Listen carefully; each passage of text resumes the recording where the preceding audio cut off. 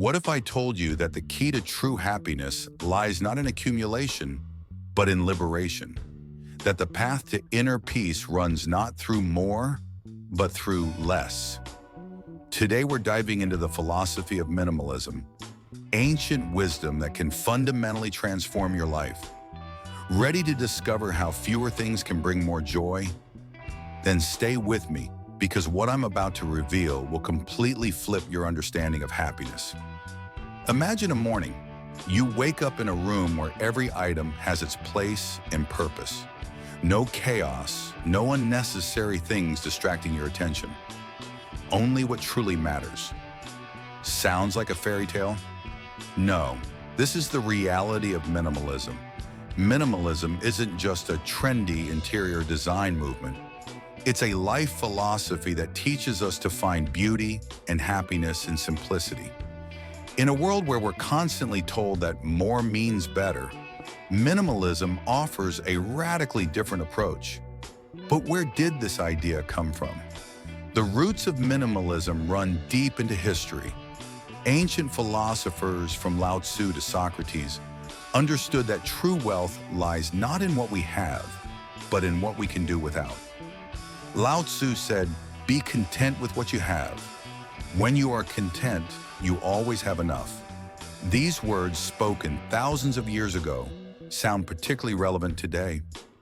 Modern minimalism isn't asceticism or rejection of all pleasures. It's conscious choice. It's the ability to distinguish between need and want, important from secondary.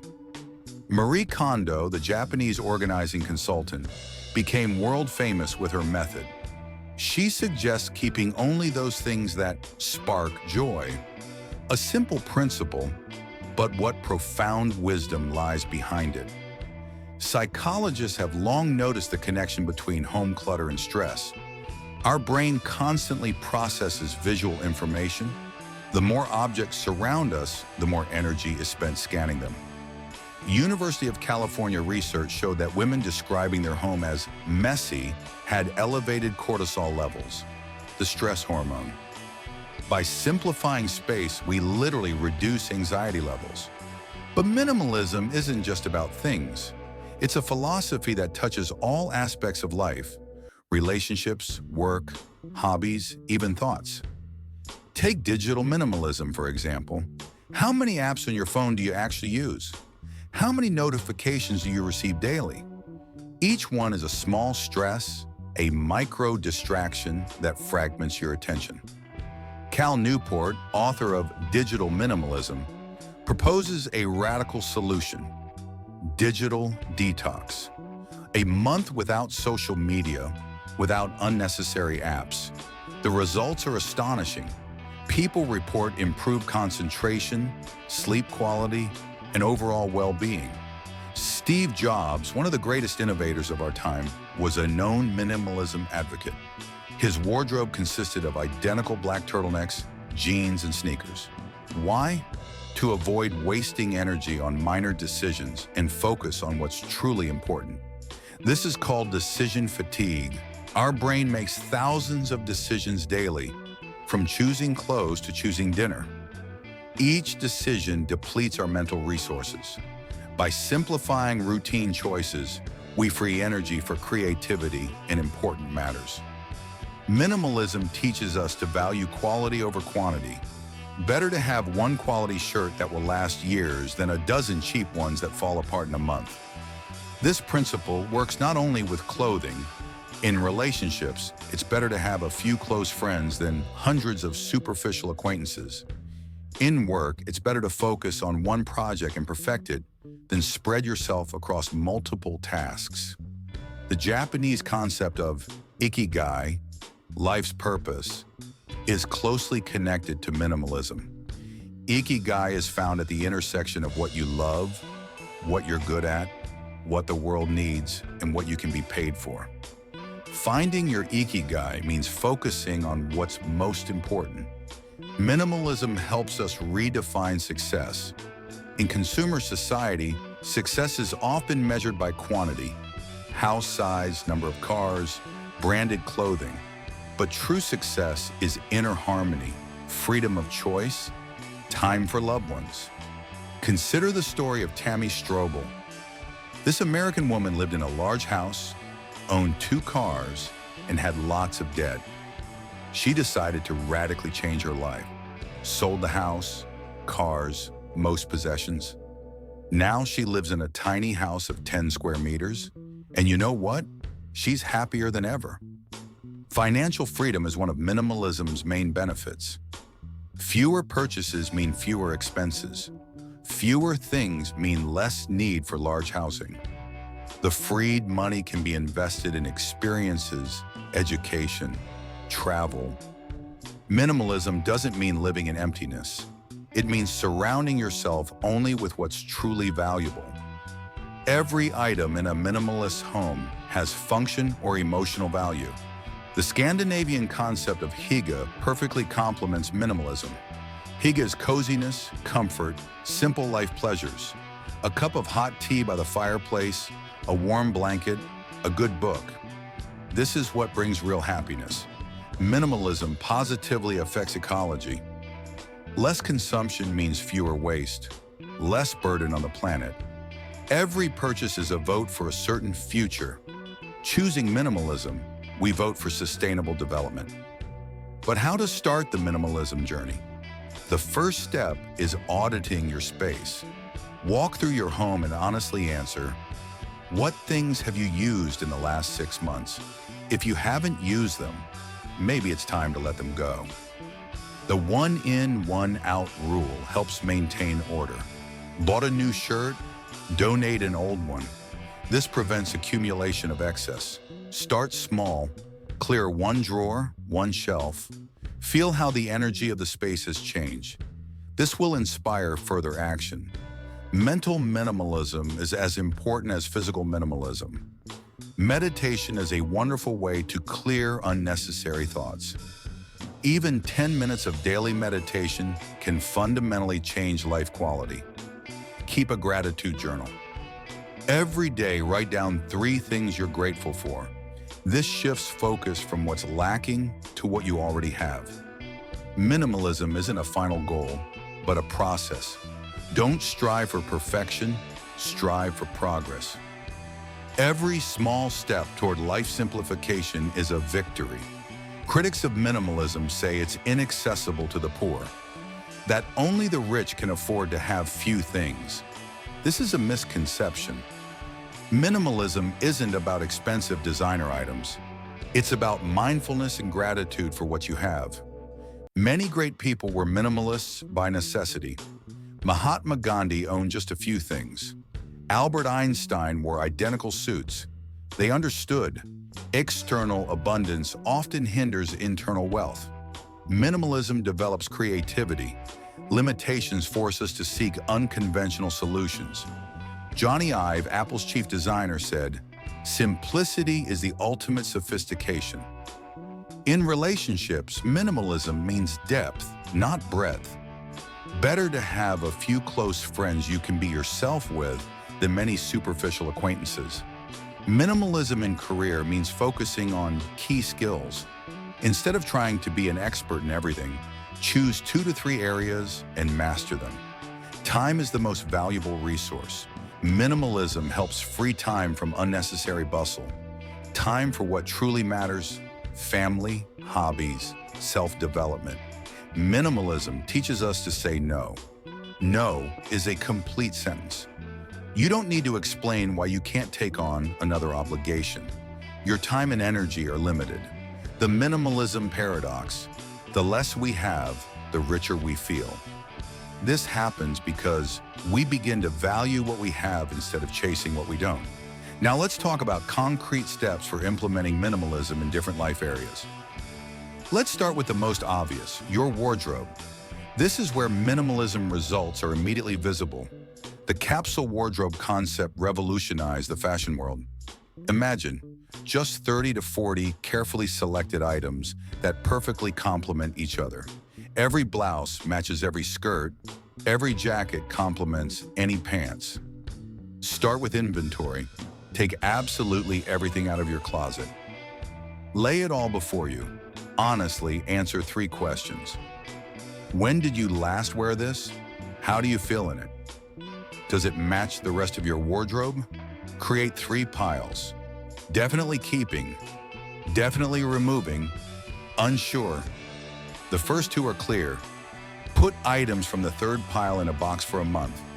If you never thought about them during the month, confidently give them away. Invest in quality. Better to buy one expensive shirt that will last 5 years than 5 cheap ones that fall apart in a season. Quality fabrics look better, hold their shape longer, feel better against skin. Stick to a neutral color palette. Black, white, gray, beige. These colors are universal and always current. Add 1 or 2 accent colors that truly suit you. Moving to nutrition. The minimalist approach to food doesn't mean monotony. On the contrary, it teaches getting maximum pleasure from simple quality products. Practice the hara hachi principle, the Japanese tradition of eating to 80% fullness. This isn't only healthy, but develops mindfulness. You begin to feel true hunger and true satiation. Simplify menu planning. Make a list of 10 to 15 dishes your family loves. Cook them cyclically. This saves planning time, money on groceries, and nerves from the daily question, what to cook. Master the one-pot technique. Many delicious and nutritious dishes can be prepared in one pot. Less dirty dishes, less cooking time, more time with family. Digital minimalism today isn't luxury but necessity. Our devices have become sources of constant stress and distraction. It's time to take control. Start with a phone app audit. Which ones do you use daily? Which hang like dead weight? Ruthlessly delete everything unnecessary. Each app takes not only memory space, but mental space. Organize push notifications. Keep only critically important ones. Calls, SMS from loved ones, calendar. Everything else on social media, news, games should be silent. You decide when to open them. Clean your computer desktop. Create a simple folder system, inbox, in progress, archive. All new files go to inbox. From there, move to in progress, and completed projects to archive. Apply the touch it once rule to email. Opened an email, immediately decide its fate. Reply, delegate, archive, or delete. Don't postpone the decision. In work, minimalism means focusing on the main thing. The Pareto principle works unfailingly. 20% of efforts give 80% of results. Learn to identify these critical 20%. Use the Pomodoro technique. 25 minutes of concentration on one task, 5 minutes break. No multitasking. The human brain cannot effectively perform several complex tasks simultaneously. Clear your workspace. Research shows desk clutter reduces productivity by 40%. Leave only what's needed for the current task. Minimalism in relationships requires courage. Courage to say no to meetings that don't bring joy. Courage to invest time in deep relationships instead of superficial networking. Communication quality is more important than contact quantity. Better to have 3 close friends than 1,000 superficial social media acquaintances. Real friends will support in difficult times. Superficial acquaintances will like and forget. In family life, minimalism means presence. When you're home, be home completely. Put away the phone, turn off the laptop. Children will remember not the quantity of toys bought, but the quality of time spent with them. Simplify family traditions. You don't need to arrange grandiose celebrations. Simple rituals are better remembered. Sunday pancakes, evening walks, reading together before bed. Children benefit from minimalism most of all. Fewer toys develop creativity. A child with 3 toys will invent 10 ways to play. A child with 30 toys will be bored. Allow children to be bored. During boredom, the brain switches to default mode, which is critically important for developing creativity and self-analysis. Don't rush to entertain the child every second. Financial minimalism begins with spending awareness. Track expenses for at least a month. You'll be surprised how much money is spent on small things. Takeaway coffee, impulse purchases, subscriptions to unused services. Apply the 24-hour rule to major purchases. Want to buy something? Wait a day. Often the desire passes and you realize the item wasn't needed. Automate savings. Set up automatic transfer of 10 to 20% of income to a savings account. Pay yourself first is an ancient principle of financial well-being. Avoid consumer credit. If you can't buy now, maybe it's not that important. Credit turns desire into obligation and deprives financial freedom. Minimalism in travel opens new horizons. Travel with one backpack. This gives incredible freedom of movement and teaches contentment with little. Choose slow travel. Instead of galloping through 10 cities in a week, spend a week in one place. Meet locals, try street food, walk through non-tourist areas. Keep a travel journal. Record not just facts, but emotions, smells, sounds.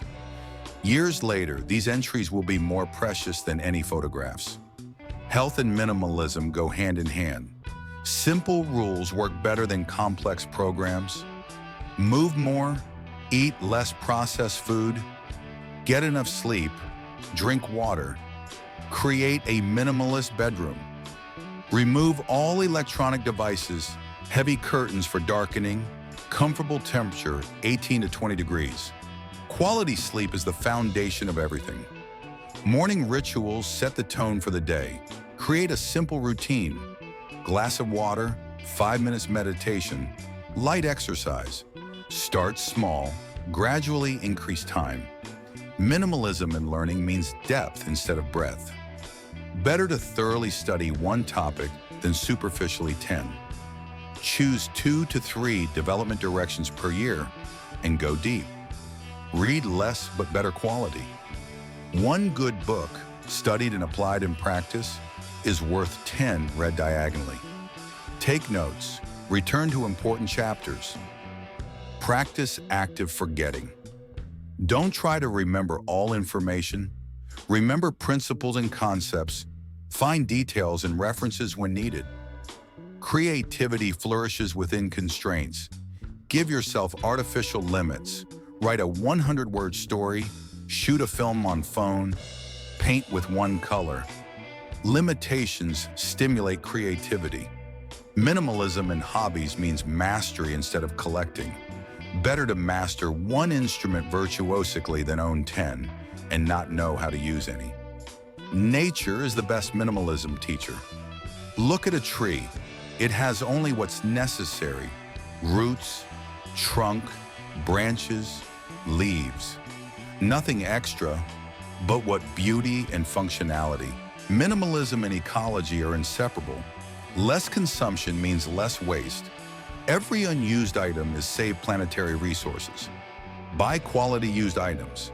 Many objects lose value but not functionality. Cars, furniture, books, clothes. Why pay for newness? Learn to repair. In a world of disposable things, the ability to fix something with your hands becomes a superpower. This saves money and gives satisfaction from manual work. Minimalism is a journey, not a destination. Don't strive for perfection from day one. Every small step toward life simplification is a victory. Start with one area. Choose what irritates most. Overflowing closet, desk clutter, phone chaos. Solve one problem, feel the result, move forward. Don't compare your minimalism with others. Everyone has their own path. A family with 3 children needs more things than a single person. The main thing is mindfulness of each choice. Minimalism teaches distinguishing wants from needs. Needs are limited: food, shelter, clothing, love, meaning. Wants are endless. Satisfying needs and controlling wants, we find balance. Remember, minimalism's goal isn't to have less for the sake of less. The goal is to free time, energy, and attention for what truly matters. For relationships, creativity, self-development, serving others. Minimalism returns us to the origins of human happiness. We're happy not from the quantity of things, but from the quality of experiences. Not from house size, but from relationship warmth. Not from account balance, but from feeling of sufficiency. In the end, minimalism is freedom. Freedom from endless consumption race, freedom from social pressure, freedom to be yourself and live according to your values. Minimalism isn't rejection of life, it's returning to it. In a world of noise and bustle, it offers silence and clarity. Start today small. Clear unnecessary items from your desk. Delete unneeded apps. Say no to one unnecessary obligation. If this video inspired you, hit like and subscribe to the channel. Write in comments, what first step toward minimalism will you take today? Remember, happiness isn't about having everything, but about valuing what you have.